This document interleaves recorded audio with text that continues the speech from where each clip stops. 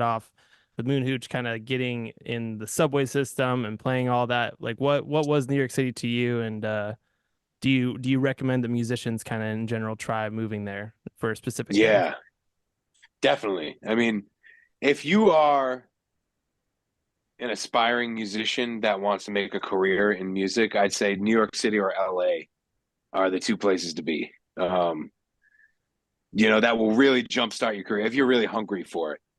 I went to New York like I'm gonna crush this. That was my mentality. I like my first year, my first week in school, I went around the whole city. I was living in the dorms. I went to the new school. I was living in the dorms on 8th Street in Manhattan, um, just a couple blocks down from St. Mark's. And I printed out business cards. I went around everywhere. Like, I'll play here, like for beer. I just wanted to play. I was so hungry to be heard and to play. And then I started playing in the subways, and that's really what accelerated things for me. Yeah, and how did that kind of turn about and like where I guess what were your stops? What were your stations that you would primarily play when you first started out? Yeah. Bedford L was definitely one of the most at first when we first started. Bedford was like the Williamsburg used to be really cool. It used to be like kind of sketchy still. Like you were like, I don't know, you had to look around still. Like, you know, I don't know. Williamsburg now feels like Soho to me or something. Um, you know, so it was a cool spot. There were a lot of young people, a lot of artists. It was mostly artists, like and that's where we would have rowdy subway parties. Like it would get crazy, and police had to break it up multiple times, which was fair enough because it was definitely dangerous. And we're lucky nobody died. You know, yeah. How crazy So, how but how crazy was it crazy getting? What times. what was it? Are you just worried about people falling off the tracks or Yeah, I mean, so the craziest night, and I think it's still on YouTube. There's a video called "Only in Williamsburg, Brooklyn" from like 2010, and um, it's us. It's just the three of us playing, and um, probably I don't know, 100, 200, 300 people.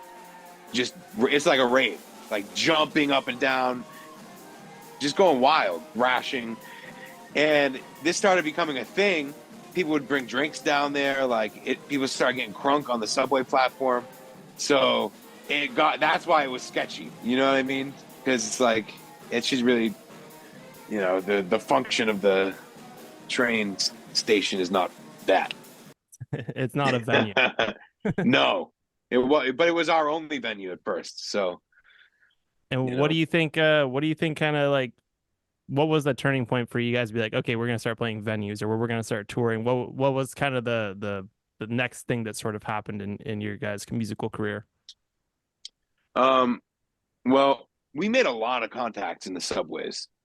The most, probably the biggest propellant for us in our career was when Mike Doty dropped or he took our email and shot us an email. We had all of our info there, and he wrote us an email and asked us to go on a national tour. And we had only played local gigs at that point in Brooklyn, Manhattan, and um, so we were like, "Is this real?" We actually thought it was spam at first because we hadn't heard of him. No offense, Mike, but we hadn't heard of him personally. I had heard of his band Soul Coughing. Um, they had a bunch of big hits in the '90s. So we're like, "Is this for real? Like somebody wants to bring us on tour for 30 days?" And sure enough, it was. We looked him up. We're like, "Holy shit, this dude's huge. He's super prolific musician." Um, and yeah, that was huge for us, man, because it was like 1,200 person rooms packed out every night.